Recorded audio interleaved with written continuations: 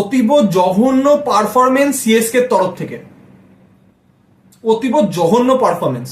আজকের ম্যাচটা দেখে মনে হচ্ছিল যেন কোনো পাড়ার সিনিয়রদের সাথে বাচ্চাদের যদি খেলা হয় ঠিক যেরকম হয়, ঠিক বিষয়টা সেরকম, ঠিক সেরকম। সেই সিনিয়ররা অনেক সময় বলে না, এই আয় তোকে দুটো ছয় মেরে যাই, আয় তোকে আউট করি, ঠিক এরকম ম্যাচ হয়েছে। সিএসকে এতদিন ধরে তাদের স্ট্রেংথ ছিল চিপক, আর এই বছর এখনো অবধি তাদের ভয়ের জায়গা হচ্ছে চিপক। আচ্ছা, টিপিক্যাল চিপকের পিচ ছিল, যেরকম আমরা পিচ দেখতে অভ্যস্ত, টিপিক্যাল স্পিন পিচ।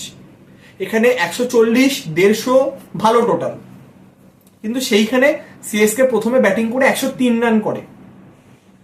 তো এই ধরনের পিচে যেটা সব থেকে বেশি জরুরি সেটা হচ্ছে পাওয়ার প্লেকে ইউটিলাইজ করা।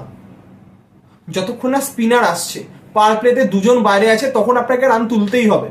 আপনি রান না তুলতে পারলে আপনি ম্যাচ থেকে 60% আউট হয়ে গেছেন, কারণ মিডিল ওভার্সে রান করা অতটা সোজা না। যে কাজটা কেকেআর করে দেখালো, সুনীল নারায়ণ আর ডিকক পাওয়ার প্লেতে যেভাবে তারা ব্যাটিং করেছে, কিন্তু সেম কাজটা কিন্তু করতে পারেনি সিএসকে। অতীব জঘন্য ব্যাটিং করেছে তারা as a impact player Deepak হুডাকে পর্যন্ত নামিয়ে দিয়েছিল, তারপরও তারা 120 অব্দিও যেতে পারলো না। এটা লজ্জাজনক। আজকে এম এস ধোনির কামব্যাক হয়েছিল অ্যাজ আ ক্যাপ্টেন, কিন্তু সিএসকে এর পারফরমেন্সে কোনো পরিবর্তন হয়নি। আজিঙ্কারানে প্রথমে টস জেতেন, বোলিং করার সিদ্ধান্ত নেন, প্রথমে ব্যাটিং করে 103 করে চেন্নাই। যদি তাদের ব্যাটিং দেখি, রবীন্দ্রা 4, কনওয়ে 12, ত্রিপাঠী 16, বিজয় শঙ্কর 29, দুবে 31, আশ্বিন 1, জাডেজা হুডা 0, ধোনি নুর আহমেদ 1, কম্বোজ 3। এখানে গুরুত্বপূর্ণ ওপেনার রবীন্দ্রা 9 বলে 4, কনওয়ে 11 বলে 12, ত্রিপাঠী 22 বলে 16। টপ 3 এদের স্ট্রাইক রেট দেখুন, একজনের 44, একজনের 72, একজনের 109। আপনি কখনো ম্যাচ বের করতে পারবেন না। স্লো পিচে পাওয়ার প্লেকে আপনাকে ইউটিলাইজ করতে হবে, টি-20 ক্রিকেট হোক, ওয়ানডে ক্রিকেট হোক। যেটা ওয়ানডে ক্রিকেটে এখন ইন্ডিয়ার হয়ে রোহিত শর্মা যে কাজটি করেন, এই হচ্ছে তাদের পারফরমেন্স। কেকেআরের তরফ থেকে দুরন্ত বোলিং হয়েছে। নারিন 3টি উইকেট নিয়েছেন, 2টি করে উইকেট পেয়েছেন বরুণ এবং হর্ষিত রানা, 1টি করে উইকেট পেয়েছেন মঈন আলী এবং বৈভব আরোরা।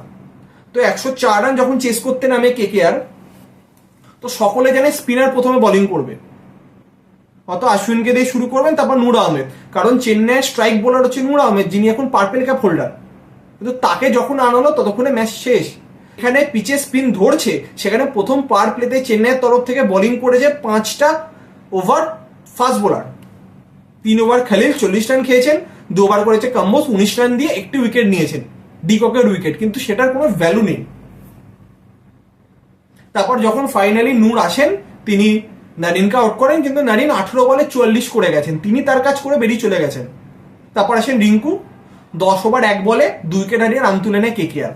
কেকেআরের ডিকক 16 বলে 23, নারিন 18 বলে 44, রাহানে 17 বলে 20 এবং রিঙ্কু 12 বলে 15।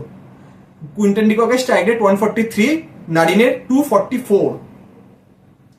এই স্ট্রাইক রেটেই ব্যাটিং করতে হবে এইরকম পিচে, নইলে যখনই মিডিল ওভার্স আসবে সেখানে কিন্তু রান করা অতটা সোজা নয়।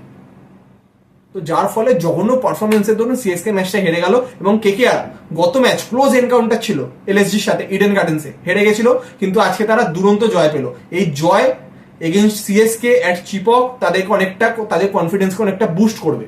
তো তারা অতি অবশ্যই চাইবে এই কনফিডেন্সের সাথে আগামী ম্যাচগুলিকেও খেলতে, এবং সিএসকে এর পয়েন্ট অফ ভিউ থেকে অতি অবশ্যই ম্যানেজমেন্টকে কিছু ভাবতে হবে, ইয়াংস্টারদের আনতে হবে, কিছু প্লেয়ারকে বাদ দিতে হবে, নইলে কিন্তু তারা ঘুরে দাঁড়াতে পারবে না। এভাবে যদি একটা একটা ম্যাচ যদি হাত থেকে বেরিয়ে যায়, এবং এত বড় ব্যবধানে হার, রান রেটেও কিন্তু অনেকটা তার প্রভাব ফেলবে।